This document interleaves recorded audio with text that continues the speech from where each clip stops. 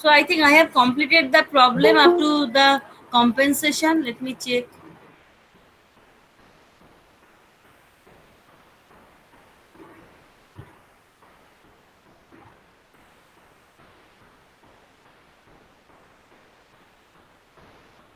Yes, up to compensation, I have told you the how to find out the capacity of compensator. You must do it yourself.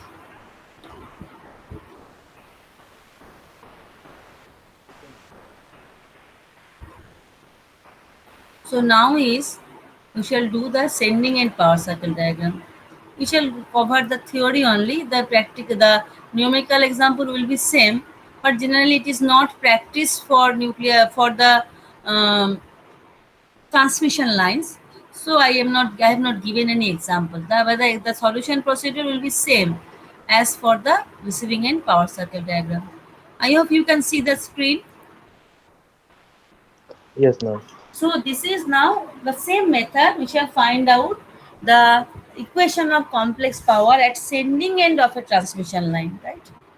So at sending end, actually we need one equation. You have seen for power circle diagram, actually we need VI to calculate complex power. So for receiving end, we had calculated VR IR conjugate. So similarly for sending end, we have to calculate VS IS conjugate. And the expression of power will be in terms of voltages, not with current. Why? Because we can control the voltage at sending end and receiving end by generation or by compensation. But we cannot control the current in that sense directly, because current is dependent on the load. Obviously, when you are controlling the voltage, then current will be automatically controlled. But for controlling a particular amount of voltage, how much control will be transferred to the current, that we do not know. So it is better to get the expression in terms of voltages instead of current. So here, if you see the equations of relationship between voltage and current in between sending end and receiving end, then it is Vs. So here Vs is related to VRIR. Here Is is related to VR and IR. But we need Vs Is conjugate that will be equal to some function of Vs and VR only. On right hand side, there will be no Is or IR. So for that reason, we need to modify or get a derived equation from 1 and 2. So for that reason, in matrix form from equation 1 and 2, we can write this one. In matrix form, with just two equations, we have written in matrix form. Then, if we take the inverse, then we can get this one. VRIR equal to ABCD inverse VSIS. Why it is required? Actually, we need one equation of VSIS which is related to VR. For that reason, this conversion is required. So if for ABCD parameter, for 2 by 2 matrix inversion, what is the rule? The off diagonal element will be only negative. We just put a minus sign before off diagonal element, and diagonal element will be interchanged. So we can easily do the inverse of a 2 by 2 matrix, and the cofactor will be actually that elements by determinants. And determinant for 2 by 2 matrix is AD minus BC. AD minus BC, or this of diagonal minus product of diagonal elements minus product of diagonal elements. So this division we may take outside. You know this. So for transmission line, AD minus BC is 1. So it is very much simplified, this one. BRIR will be equal to D minus B, VSIS minus sigma A, VSIS. So from there, just from first equation, we can get a relationship between VS, IS and VR. There is no IR here. We have to eliminate IR from the equation. So we have done this type of mathematical manipulation. Now we have got the equation 4. From there we can get the expression of Is.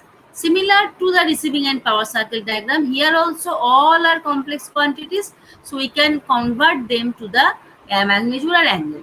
So Here, since we are interested in the sending end power, so sending end power, we shall assume Vs as the reference phasor, and Is may be leading, may be lagging, I do not know. So Vs should be at an angle 0 degree. Is may be Is at an angle minus phi. Then where will be Vr? It is sending end. So always sending end power is transferred from sending end to receiving end. So and sending end voltage should be leading. So Vr will be somewhere at lagging angle. It may be here, maybe less than this, maybe here. Anyway, it will be always lagging. That's why VR is at an angle delta, minus delta. There will be VR sign here. Have you understood why I have taken Vs at an angle 0 and VR at an angle minus delta?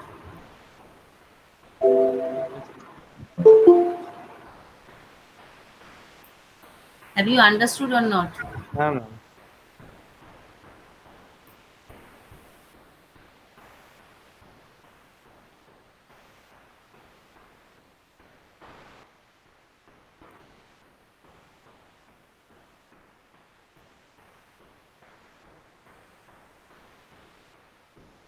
Then if we know all the derivation, all the expression in terms of polar form, then from equation from 4, we can get the expression of I, and I will be this one in if we put all the magnitude and angles. So I will be this one. So from there, sending in power platform for the same reason, since Is is in plus minus from addition or subtraction form. So I have taken Vs conjugate Is. Since capacitive bar will come positive, inductive bar will come negative. So Vs conjugate Is. So Vs conjugate Is. So we can get this one. So now if we want to get real and imaginary part will be just real part of this. So this will be the real part. Imaginary part, if we want to make it inductive, we shall put a negative sign before that, because from the equation 4, positive imaginary part means capacitive. So if we want to make inductive positive, because generally our senses we always take inductive bar as positive. So we must put a negative sign before this. So this one. So if we take the negative sign inside, or this negative, since delta is always less than beta, if we manipulate this thing, then we can get this equation. So in equation 6, if we put the value of D, B, V, all these things, if it is giving you value, one value 0.4 MVAR, 0.4 MVAR means it is inductive. It is giving minus 0.4, that means it is capacitive. Understood that? Same as the receiving end power circle diagram. Yes, ma'am. So, if we want to find out locus of SR, that SR, no, it will be SS.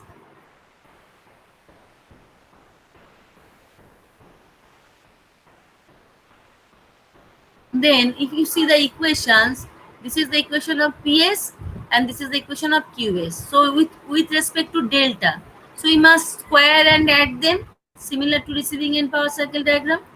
So, just square and add them. Okay. Then we shall get finally this expression.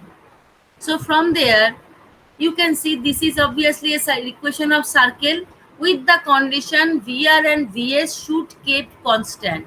Only delta is the variable. So in a power transmission line, if the magnitude of voltages at the both end are kept constant and delta is the only variable, then receiving end complex power as well as sending end complex power all will move in a circle. So locus of them will be a circle. With the condition receiving end voltage and sending end voltage will be kept fixed. So what is the center of the circle? dV square by b cos beta minus delta. dV square by b sin beta minus delta. So simply dV square by b cos at an angle beta minus delta. Now here I have not assumed A equal to D, because when in transmission line there is a transformer, then generally A not equal to D.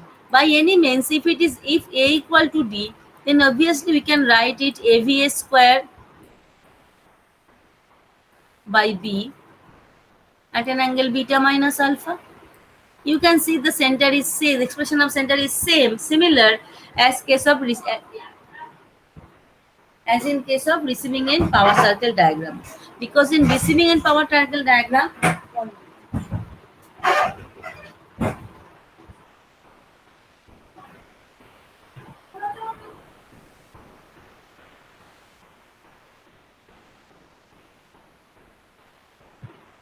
so receiving end power circle diagram and sending end power circle diagram, the center will be similar. Say in receiving end power circle diagram, it was AVR square by B at an angle beta minus alpha, and for sending end, it is dVs square by B at an angle beta minus alpha. Radius is exactly same, VRVS by delta, VRVS by B, exactly same. Okay. Then how to draw it? Say we have got then this is the generalized expression. If we write A equal to D, then we can get that special expression. And so radius is VRVS by B and center is dVs square by B at an angle beta minus delta. How we can draw for it from 0? At first we shall locate the draw the axis and mark it.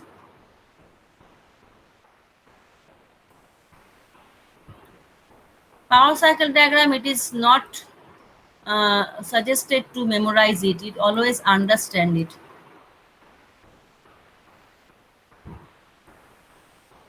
Whenever you draw it in a scale, you must write the scale.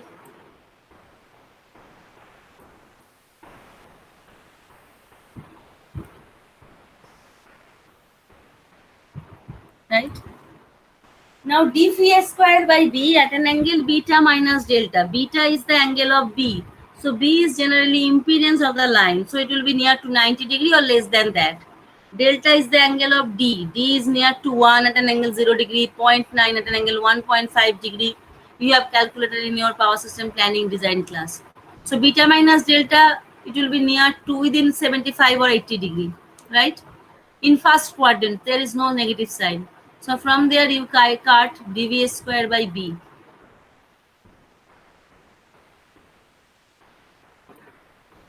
Right? Sorry, magnitude.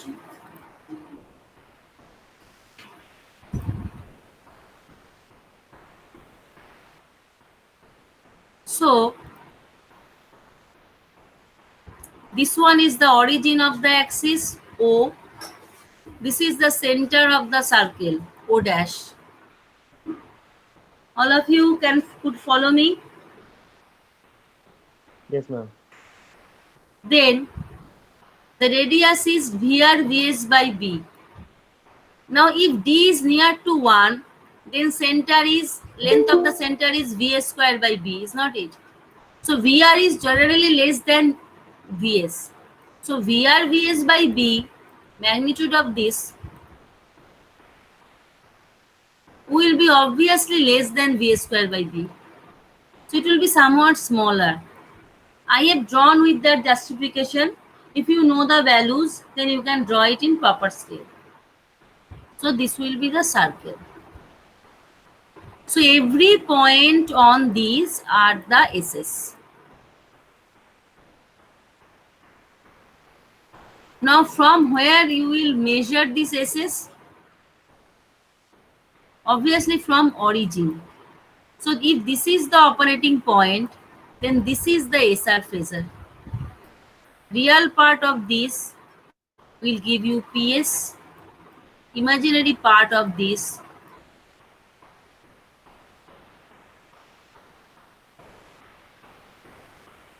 will give you QS. And in this case, QS is inductive. By any means, if VRVS by B is more, it may go to the fourth quadrant, then QS may be capacitive. Have you understand how I have drawn this? So you have you understood? Or shall I repeat? Understood. Shall I repeat? No, ma'am. Okay. Then, so this is the receiving end power circle, descending end power circle diagram. So this thing I have drawn here very neatly when I neatly. So actually this is the PS and this is the QA. Sorry, this is the SS and this is the phi S is the power factor angle and real part will give you the PS. So here also this PS means you must remember here this PS means generation because it will be injected in the transmission line. And whatever PR we have drawn from for the receiving end, that was the load because you are supplying that to the load. Okay, so the sense is just opposite. Now how we can identify the phasors? You see P is this one, Q is this one. So if you want to write in complex form, then real part plus J into imaginary part will give you the total complex form. Then in complex form, S at an angle phi S is this at an angle this and this at an angle this.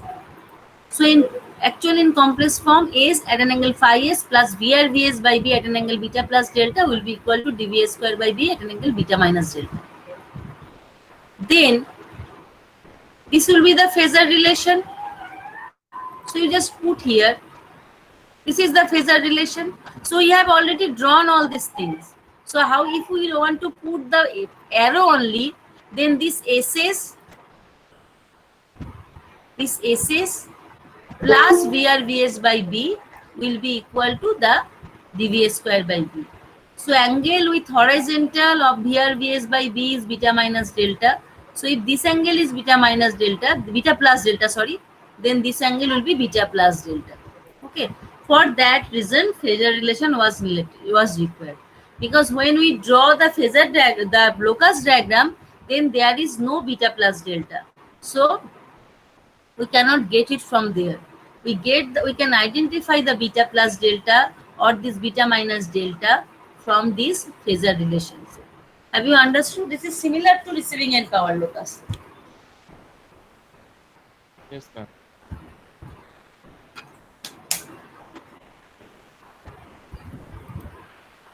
So this is the end of power circle diagram. You must practice the problem I have given. Next I shall start HVDC transmission. HVDC transmission. HVDC means high voltage direct current transmission, right? High voltage direct current. Why it is required? What was the problem with DC current? AC current? Actually, when there is AC, then there is reactive power. If there be reactive power, then every time there is an issue to maintain that one. You know, say if you would have supplied only the active power, then obviously current would have lesser. Because for that plus JQ part, you have to send more current and for that there is more loss. So in that way, if we can make our transmission DC, then it would be better. But at the same time, generation in AC is better, right? Today my network is not stable, so by any way if I get disconnected, then you contact me, okay? Otherwise I cannot identify this. Then Ma'am, we what can I see the scene clearly, ma'am. দেখতে পাচ্ছ না? আমরা clearly দেখতে পারছি। আমাদের কোনো মানে কোনো অসুবিধা হচ্ছে না তো না আপনাদের? না এখন অসুবিধা হবে না, কিন্তু আমার নেটওয়ার্কটা আজকে কেটে যাচ্ছে বারবার করে। যদি কোনো কারণে কেটে যায় তাহলে আমাকে ফোন করো, কারণ আমি তো আমার কাছে তো প্রজেকশনটা পিপিটিটা খুলে আছে, আমি মিটিং এর স্ক্রিনটা দেখতে পাচ্ছি না। ঠিক আছে ম্যাম, বলুন। Thank you. So for a high voltage direct current transmission, actually why we have opted for that, why people opt for that, to get rid of that reactive power issues, because due to reactive power there is voltage problem, voltage goes down, there are more loss in transmission line, unnecessary loss. So if we can get rid of that, it will be better. So in that way HVDC transmission is better. At the same time, say in an area the operating frequency is 40 hertz and in the supply area operating frequency is 50 hertz, then we cannot connect these two area by a AC transmission line, because in that case there will be stability issue. That frequency deviation finally will attract the rotational speed of the turbine of the generators. So turbine shaft will break and final break join will happen. So to avoid that, if we connect this to area by HVDC transmission line, then there is no issue, because in their case, in that case there is no frequency change, so no stability issue will be there. So the purpose of HVDC transmission line, number one, to get rid of the reactive power issues. Number two, it can connect two stations of different frequencies, very high difference in frequencies, which would not be possible through the normal AC transmission line. At the same time, say we have to transmit power across the river, and river width is very big, very long. Then in that case, we can run a cable from the through the river bed. But in that case, in cable the capacitance is very high. So if the capacitance is very high, then for during load throw, then there is high chance of Ferranti effect, and that will affect the system. So in that case also, HVDC transmission is preferred as compared to the power transmission, AC power transmission through cable. Understood my points?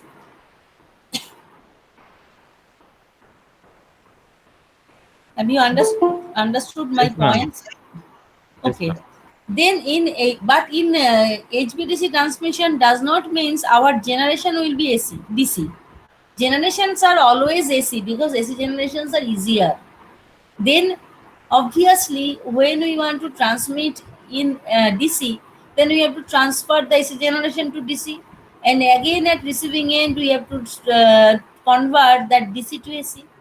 So we need power electronics devices on both end of a HVDC transmission line. HVDC transmission line is called HVDC link. Generally, it is not called HVDC transmission line. Instead of that, it is called HVDC link, LINK link. So on both sides, converter is required. Now, converter may be operated in rectifier mode as well as an inverter mode. Here I have shown in station 1 converter is in converter, and in station 2 there is inverter. Converter means converter is operating in rectifier mode. That means from station 1 actually power is transmitting through to the station 2. Arrow is shown in opposite direction because current is negative for that reason. So, but in power transmission system, it is always not mandatory that power will go from station 1 to station 2. Power may be reversed also. It may go from station 2 to station 1. Then the inverter of station 2 obviously will operate as rectifier or converter, and converter in station 1 will operate as inverter. So this is the thing. Now, converter principle, we have already, I think, gone through in your power electronics classes. I am only recapping all those things just to give my idea to relate it with the HVDC transmission. So I have shown here very simple 6 pulse converter. You have learned, I think, so many higher things. Anyway, I have assumed the power waveforms in this way. Rate phase voltage is Em cos omega t plus 60. EY is Em cos omega t minus 60. Em cos omega t minus 120 is the B phase instantaneous voltage. Why Em cos omega t plus 60, not Em sin omega t and Em sin omega t minus 120? For me, the drawing of waveform will be easier for this. We can draw we can write any balance system in which three phases are 120 degree apart in any way. Here I have assumed in this way. If you are accustomed with writing Em cos sin omega t, Em sin omega t equal to here, then Ey equal to Em sin omega t minus 120. and EB is EM sin omega t minus 240. You may write in that way also. I have no problem with that. Then if this EM cos omega t plus 60, so at minus 60 it will be maximum. In that way, I can draw the year. Similarly, for EY, EM cos omega t minus 60. So it will be EY will be maximum when omega t equal to 60. So I have drawn peak at first, then we can draw the other waveform. Similarly, EB will be maximum at 180 degree. So from there, I can draw the remaining part. So in this way, I have drawn the total waveform because it is required to draw the output waveform and input waveform, voltage waveforms. So these are the input phase voltage waveforms. Now you see here there are two rows of thyristors. In upper row there are three phases of thyristor 1, 3, 5, and in lower row 4, 6, 2. Right? Why numbering in this way? When we analyze, then we will see here 1 will operate at first, then 3, then 5. In the negative side, 2 will operate at first, then 4, then 6. So the numbering I have done in this way. You can do it yourself as you wish. So in upper row, in between 1, 3 and 5, obviously who will operate, that will be depend on among these nodes, which one is most positive. So if the R phase is most positive at any instant, then thyristor 1 will be operating. And at the same time, this thyristor 3 and thyristor 5 will be in voltage commutated mode automatically because reverse voltage will be appeared across them if we neglect any overlapping. Similarly, on negative side, this R phase thyristor 4 will be operating when R phase voltage is most negative. So in this way, we shall identify which thyristor will operate when. So at first we have to find out which phase is most negative at any instant or most positive at any instant. So most positive phase will, the thyristor corresponds to most positive phase will be operative on positive side. Thyristor corresponds to most negative phase will be operative on the negative side. By any means, current will flow through the load will be unidirectional. Say this phase 1 and 2 thyristor are operating, so current will flow in this way. Right? Am I right? Yes, ma'am. So now you see here, for DC side it is fine. For AC side, this is actually this phase currents, phase voltages, how we are getting this, how these phase voltages, how we are getting this. Actually, this phase voltage is actually the transformer secondary voltage. That is the transformer through which this converter is fed. So, to this transformer secondary, actually through this transformer secondary coil, DC current is flowing. The instant I have shown in R Y phase, there is no current. There is current only in R phase and blue phase, and they are DC current or unidirectional current, right? So I have drawn here only the transformer secondary. Transformer primary I have not drawn. All the thing I have explained which thyristor will be operative, that is given you. Now you see, this is for your exam explanation, understanding. I have no need right now. Now you see, I want to analyze the circuit for one complete cycle. So if we want to analyze the circuit for one complete cycle, then we must start from such a point where one phase is going towards positive or one phase is most positive. So positive side, we may start from this type of points, right? Now which point, from which point I shall start?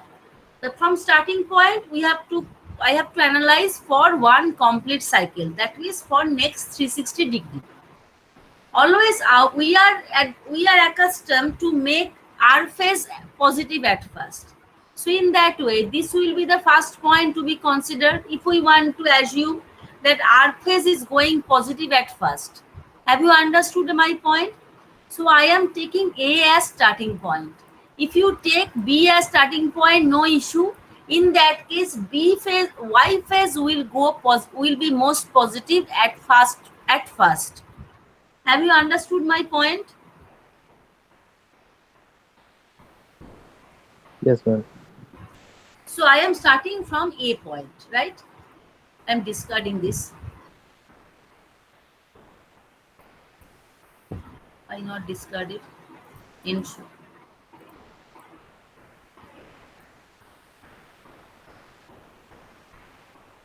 So here I have started from here.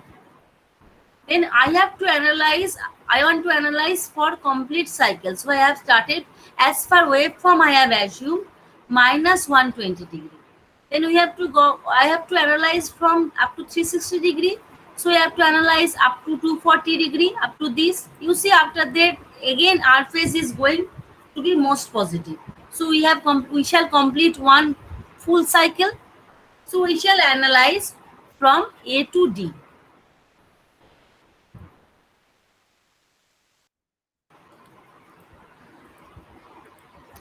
Then from, you now see, from A to B.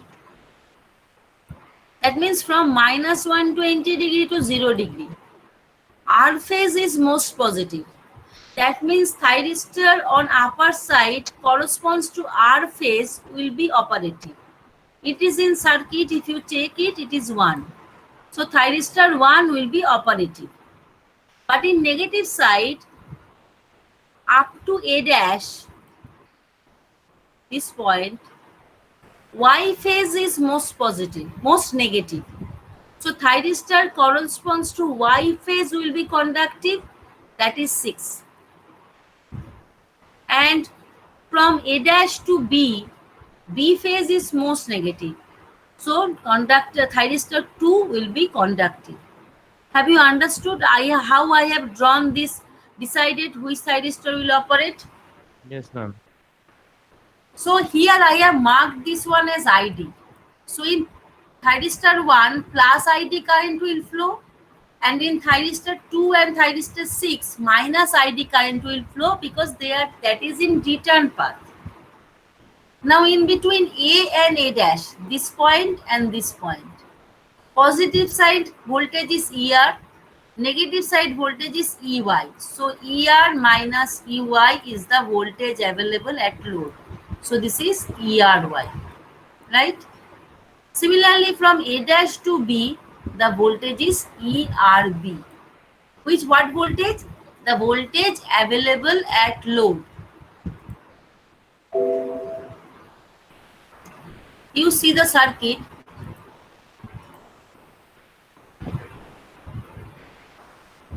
So here, whatever be the positive side voltage, this is conductive. So this voltage is ER. Then that will be directly available here. If this side voltage is Y, if this voltage is Y, then thyristor is conducting. That means it is shorted. Then this point voltage will be EY. So this point voltage will be EY. So voltage across the load will be ER minus EY. So in that case, VD will be equal to ERY. Have you got my point? Yes, ma'am. Understood this? Everyone? Yes, Yes, ma'am.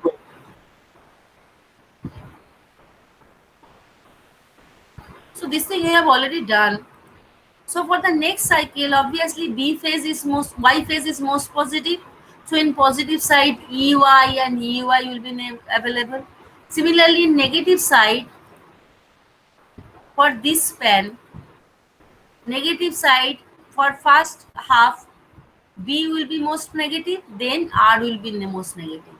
So on voltage side, EYB and EYR voltage will be available. Similarly, on current side, three current, positive current will flow through the thyristor 3 and negative current will flow through the actually there is this half thyristor 2, then thyristor 4. Similarly, if we go for the next half cycle, next 120 degree, then this much, then positive side B, so B will be available. In negative side, first R, then Y. So this will be the R part and this will be the Y part, this is the B part. Now if you see the current through the transformer secondary, just let me go to the circuit. As I have explained that if in R phase current is flowing in this direction, then obviously on negative side current will not return to the R phase, maybe some out to the mother's phase, say through the Y, right? So then that current will flow through the transformer secondary side through the R phase, and that will return to the transformer secondary through Y phase. So transformer secondary side current means AC current or AC side current. So now if you see the AC side currents are obviously fluctuating. These are the positive side current, these are the negative side current. So at any point, if you just see for this cycle, on positive side current is flowing through this and current is returning, same current is returning through the thyristor 2 and 6. Now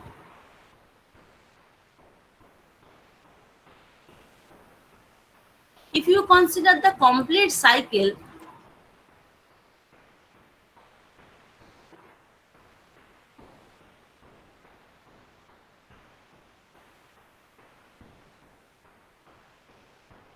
I am drawing it thicker.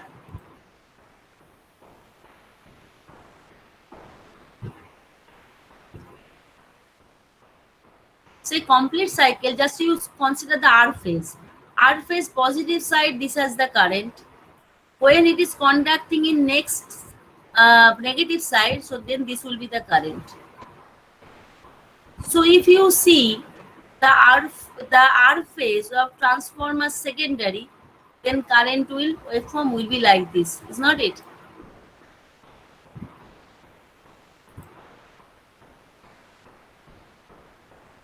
If I extend it, will be the waveform like this or not?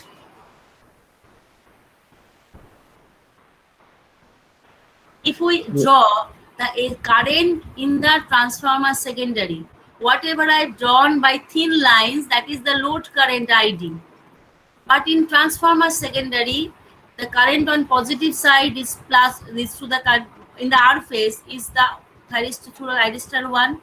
Then from 0 to 60 degree, there is no current in R phase of the transformer. Then 60 to 180, there is current, negative current is flowing through the R phase of the transformer. So if we see from the AC side, in every winding the current are alternating, but they are not sinusoidal. Is not it? Have you got it?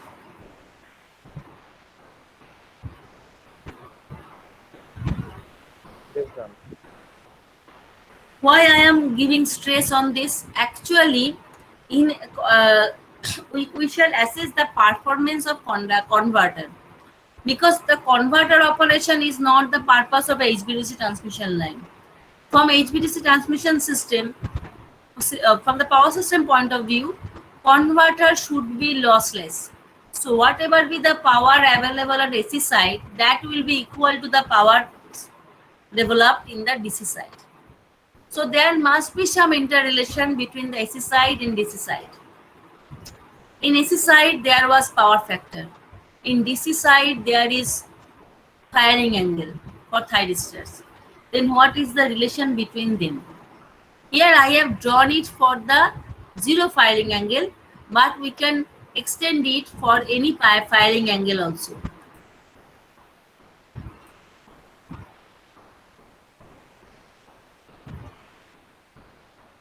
Like this, right? So this thing I am not explaining again. You have done already this thing in power electronics class. So Actually, when we use the firing angle, then you can see the effective value of ERB or EYB will be reduced. So obviously, effective average value of this AC quantity, that means equivalent DC quantity, will be reduced. So if we use firing angle, we can control the DC output. If the firing angle is more, then DC output will be lesser. At firing angle 0, we shall get the maximum DC power. Have you understood?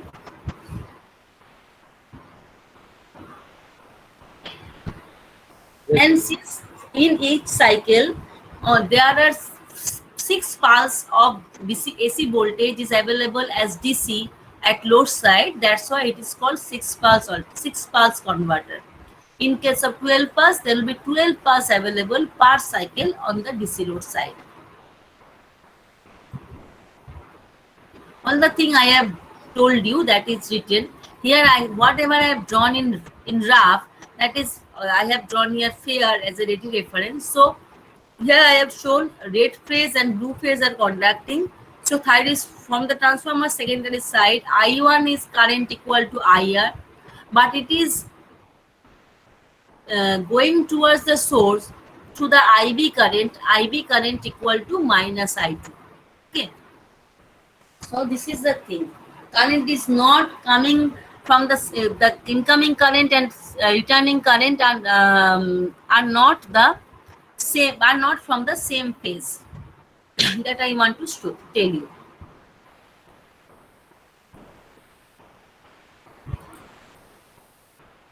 And one more thing you must remember, that alpha, by controlling alpha, we can control the output voltage of converter, but we generally make alpha near to 5 degree, maximum 10 degree, because if we change the alpha, then voltage level will change abruptly. If we need higher control, then we change the transformer side, transformer tap side, right? That is not required for you, but you should know this. There is one term, DC smoothing reactor. This is the smoothing reactor. You know, if there is an inductor, the property of the inductor is that through inductor current flows. The inductor does not allow to change current through it. That's why LDIdt is very high.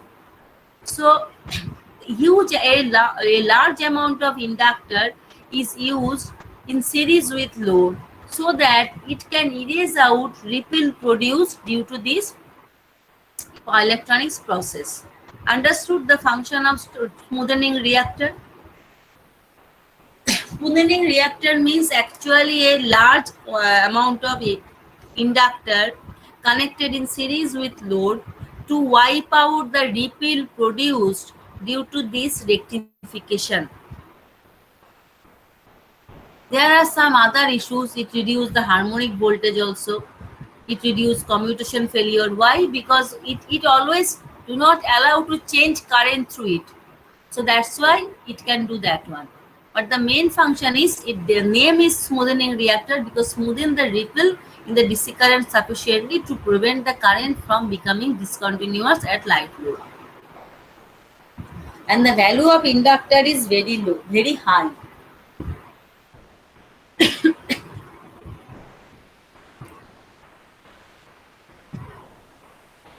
Then what will be the expression of DC voltage? We have seen that at every point there is a pulse in the output on load side. For 6, there will be 6 pulse available for this type of converter. For 0 to minus 60 to 0 degree, ERB is available. Let us analyze the corresponding DC value from here. So in between minus 60 to 0, the output voltage is ERB. If we want to find out DC voltage from there, then let us find out ERB at first from our assumed waveform. Then we can get this. Then what will be the DC voltage? DC voltage is average value of this AC voltage available at output. So 6 pulses is available for the total cycle, and ERB is available from minus 60 to 0. And if we assume a firing angle, then minus 60 plus alpha to alpha.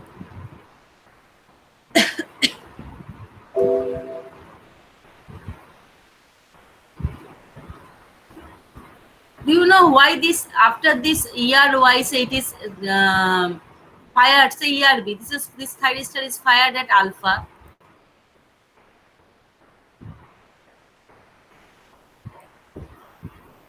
Then it will not be stopped here, but it will stop alpha angle later, until and unless that thyristor corresponds to Y phase get fired. Do you know that? So actually the available voltage will be minus 60 plus alpha, because it is not available from minus 60 when alpha is there. It is available at minus 60 plus alpha, but it will not be 0 at omega t equal to 0, but it will be 0 at omega t equal to alpha, because only after then Y phase voltage will come into picture, then R phase thyristor will be automatically commuted. Have you understood that? Do you know that? Yes, ma'am.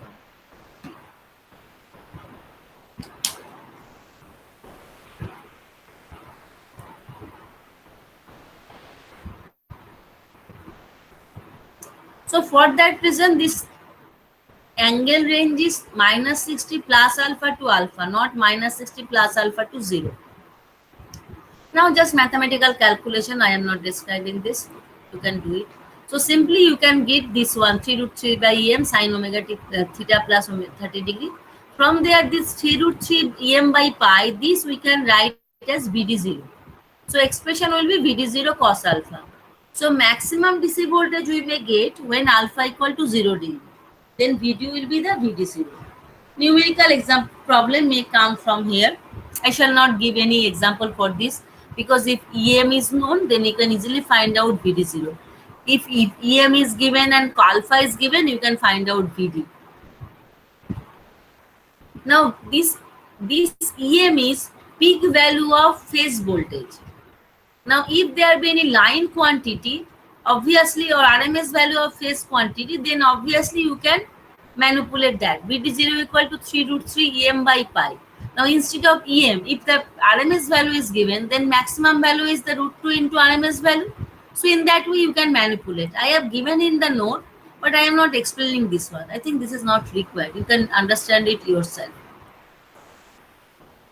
Next is AC current in transformer secondary. That I was discussing to some extent. Then in AC current, actually, what is happening?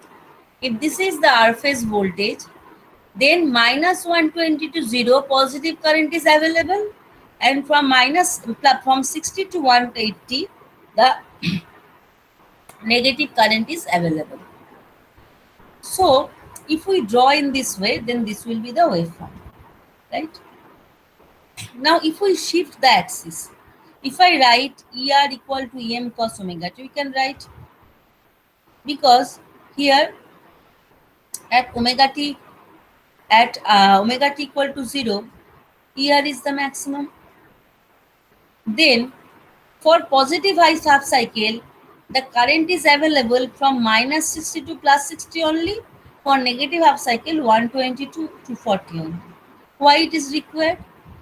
Say if we want to write power equation on transformer secondary side, we can directly cannot write VI cos phi, because power equal to VI cos phi, or 3 VPH IPH cos phi, or root 3 VLIL cos phi. All are applicable when the waveforms are pure sinusoidal. But here you can see the current waveforms are not sinusoidal, but different from that. So for that reason, we need Fourier analysis. By Fourier analysis, a non-sinusoidal but periodic waveform may be converted into sinusoidal waveform, a series of sinusoidal waveform, fundamental along with harmonics. I hope you have gone through it. Now here, I shall be interested only on fundamental, assuming that converters are designed in such a way that harmonics are negligible as compared to fundamental. Obviously that should be there, otherwise that will not be acceptable for power system applications. Now how we can find out the fundamental component? This is the equation, root over a1 square b1 square plus tan, at an angle tan inverse b1 by a1. What is that b1 a1 b1? A1 is the calculation 2 into average value of I theta cos theta. What is I theta? I theta is variation of I with theta, as we have gone here, got here, that I equal to ID at theta, from theta equal to minus 60 to plus 60. So I theta is a constant, but it is available only for theta equal to minus 60 to plus 60. Right? So in that way, so similarly, if we know the A1 and B1, we can find out the angle also. This is the RMS value, right? Sorry, instantaneous value. So instantaneous value, magnitude and angle.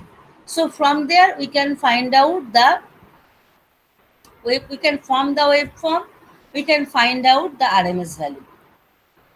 So A1, the waveform, if you see, it has a half wave symmetry. If a waveform has half wave symmetry, then there is no B1, only A is there. There is A1, B1 for fundamental, A2, B2 will be the for the second harmonic, like that. But there will be no B1. So A1 we can calculate from the equations, and B1 will be 0. So from there we can find out I. So I will be this one. So this is the peak value. Then RMS value, this by root 2. So this one. So if this is the peak value, actually current waveform will be 2 root 3 by pi ID sine omega t. If this instead of 0 degree there will be 30, then it will be root 2 root 3 by pi ID sine omega t plus 30. I hope you have already done this one in these things in your second year classes. Anyway, the RMS value will be peak value by root 2, so we can get it. Why I have done so many tedious derivation? Actually, we need RMS value of voltage and current. If we know the RMS value of voltage and current, or if we know the sinusoidal components, then we can apply the equation 3 VI cos phi or VI cos phi or root 3 VLIL cos phi. Why we need that? We want to get a relationship between AC side and DC side. So this is the RMS value, right? So from there we can calculate load current if we require, VD by RL. Now in HVDC transmission, if the converter is lossless, then AC side power will be equal to DC side power. Just you put the AC side equation and put the DC side equation. You just check it yourself. You will get cos phi equal to cos alpha. That means the required power factor at required firing angle will be equal to power factor angle on AC side. It is very much important. Why? Generally, for the HVDC transmission, we want to make alpha equal to 5 degree, maximum 10 degree. That means phi should be 5 degree from this equation. But we know for our AC side, power factor, best power factor, we may get 0.95. Generally, we cannot get that also. We can get 0.85 lag like that. For 9.5, the angle may be near to 17 or 18 degree. For 8.5, it is near to 36 degree. You can calculate it by your calculator. There now time is less, so I am not telling you to verify. So if you make the AC, if the AC side angle is 36, then you have to make the alpha 36. This is absurd. So we shall keep alpha 5. Then we have to make phi 5. But phi on AC side is 36. Then you know 36 degree lag, we can make the effectively 5 degree lag only by compensation. That's why in case of HVDC station, still it is a DC. You are supplying power in DC. To balance this cos phi equal to cos alpha, reactive power compensating devices are required on AC side. Understood? If this question is very much important, generally asked for power engineers, that why in HVDC station, reactive power compensating device is required on AC side because you are supplying power in HVDC DC. So why reactive power compensation is required? For this reason. Understood that? Yes, ma'am. Yes, ma'am. Okay, that's all for today. You revise it for the next class. Please leave the meeting. Okay, ma'am. Okay. Thank you. And Wednesday and Thursday is holiday. I think you check it. Okay. Yes, ma'am.